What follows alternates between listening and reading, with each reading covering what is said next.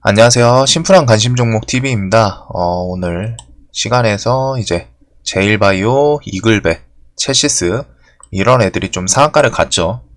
얘네들 좀 어디서 본 애들인데 흑사병 혹은 뭐 진드기나 벌레 이런 거 관련해서 좀 움직이는 애들입니다.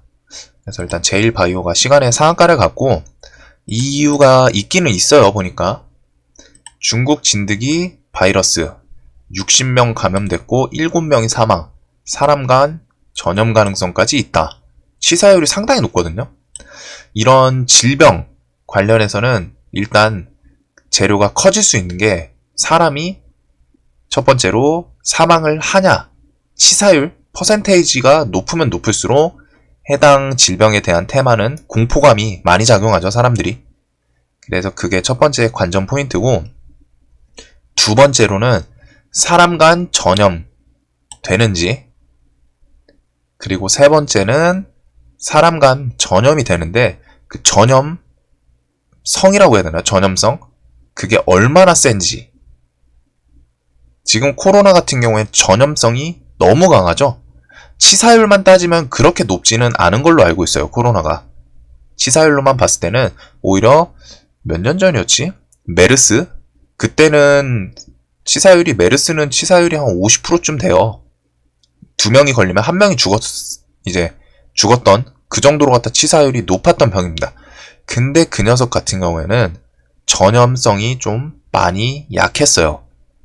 그래서 전 세계적으로 메르스의 경우에는 한 1000몇백 명? 그 정도가 마지막으로 갖다 이제 메르스는 좀 묻혔습니다. 근데 지금 코로나는 치사율은 훨씬 낮은 대신에 전염성이 말도 안 되죠. 그래서 뭐 이제 무조건 치사율이 높아야지만 그 질병 테마가 센 건 아니고, 치사율도 치사율만에 그 높으면은 공포감이 있고, 전염성도 전염성이 강할수록 공포감이 커져요.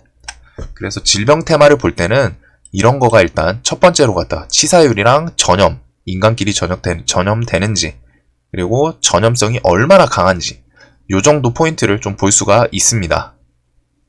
자, 그래가지고 얘네들이 이런 이슈, 안 그래도 지금 코로나 바이러스 때문에 징그러운데 또 바이러스가 나왔대요. 얼마 전에는 좀 지났지만 뭐 이제 돼지 열병에서 돼지들한테 뭐 바이러스, 뭐 사람한테도 감염될 수 있는 바이러스, 그때도 한번 이런 느낌으로 갖다 나왔던 적이 있는 것 같은데, 일단은 이 바이러스로 사람이 감염되고 사망을 했다는 판정은 나왔다고 합니다. 중국은 뭐 그냥 전 세계 뭐 바이러스 근원지인가 봐요. 얘네들은 말이 안 나올 정도로 왔다가 뭐 말하면 다 중국인데, 뭐 여하튼 뭐 국가를 뭐 비하하려는 의도는 아니고, 여하튼 이런 건 좀 조심을 해야죠. 근데 자, 이거 재료에 대해서 이제 좀 들어가기 전에 해당 종목들이 왜 올라갔는지 그건 좀 설명을 드리고, 그 다음에 다시 재료에 대한 제 개인적인 생각을 설명드릴게요. 자, 얘네 오른 애들은 진드기, 질병, 그러면은 당연히 치료나 혹은 방역, 이런 애들이겠죠. 얘네는 똑같은 혹은 비슷한 이슈, 흑사병, 이런 걸로 또 똑같이 올라요. 똑같이 움직였던 애들입니다. 그래서 제일바이오, 동물용 의약품 뭐 이렇다고 하는데, 얘도 뭐 의학 그쪽, 벌레 차단 뭐 이런 쪽이고, 이글벳도 얘도 동물용이지만 바이러스 그런 거 나오면 여기 바로 나오네요. 이글벳, 돼지열병엔 야생진드기 관련주, 이런 식으로 나오죠. 첼시스 자체는 자동차 회사 뭐 이런 식으로 나옵니다. 자동차 부품. 근데 얘가 왜 이쪽에 엮여 있냐면은, 그리고 이런 연관 검색어도 하나씩 좀 보시면은 얘가 보통 어떤 테마로 같이 움직이는 애들이 연관 검색어에 나와요. 이거는 팁인데 뭐 무조건 100% 엮이진 않지만 상당히 비슷한 애들이 많이 나옵니다. 자, 그리고 첼시스 넬바이오텍, 자회사 넬바이오텍. 첼시스 자체가 아니라 자회사 지분 때문에, 넬바이오텍은 저런 그 바이러스 이쪽이랑 또 엮여있는 회사라서, 그래서 첼시스도 방역 뭐 이런 걸로 같이 오릅니다. 그래가지고 얘가 일단 뉴스가 2시쯤에 나왔나봐요. 이거보다 뭐 좀 더 빨리 나온 뉴스도 어딘간 있겠죠. 아무튼 2시 반쯤이었는데 해당 종목들이 2시 뭐 요쯤에서 엄청 세게 움직여주거나 뭐 그러진 않았어요. 채시스는 좀 움직였나 보네요. 여기 요 부분이죠. 채시스는 한 요쯤에서 움직이긴 했는데 제일바이오는 그냥 저냥 막 크게 상승하거나 막 튀거나 그러진 않은데 거래량이 좀 붙긴 했죠. 딱 보면은 뉴스를 본 사람들이 있었던 거예요. 자, 그리고 종가에 끌어올리면서 뉴스가 이제 퍼진 거죠. 퍼졌는데 뭐야, 진드기 바이러스래. 근데 사람이 이미 감염이 됐고 7명이 사망했어. 야, 이것도 코로나. 안 그래도 지금 질병 테마에 대해서 코로나 때문에 워낙 한번 딱 이슈가 되면 또 바로바로 튀어요. 저번에 흑사병도 그랬고 그 전에 돼지한테서 뭐 사람한테 옮는 바이러스 이런 뉴스 나왔을 때도 비슷한 느낌이었는데, 어찌됐든 지금 얘는 사람이 감염된다는 점이랑 사망을 했다는 점은 분명히 이 재료 측면에서는 좀 강한 모습을 보여줄 수 있어요.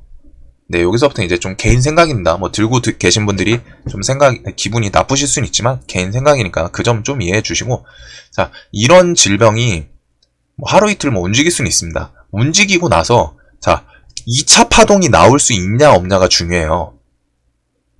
2차 상승으로 가려면은 얘가 어떻게 돼야 될까요?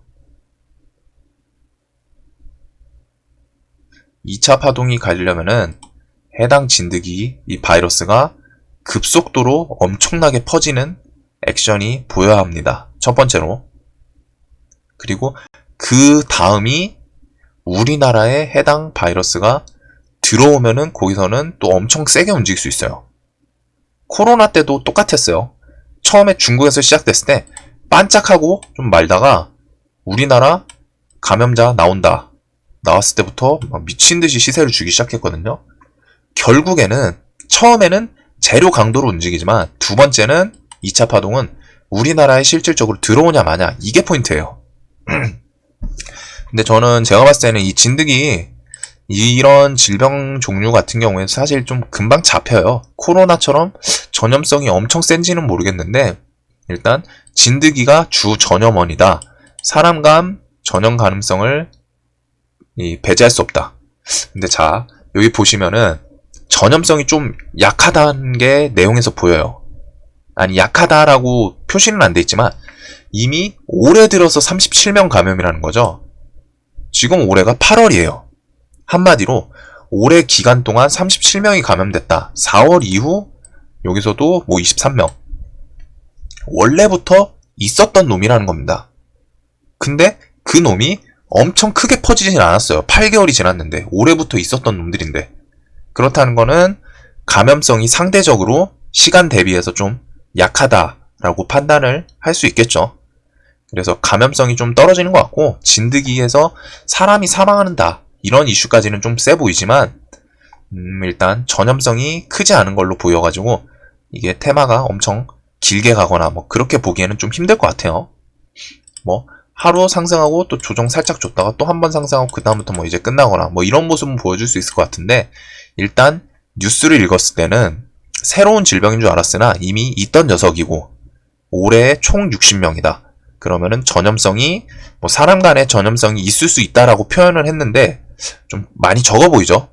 사람 간의 전염 있었으면은 훨씬 더 퍼지지 않았을까라는 개인 생각이 있고, 그에 따라서 얘가 좀 갭도 크게 떴겠다. 조금 따라잡는 거는 조금 위험하지 않을까 싶어요, 개인적으로는.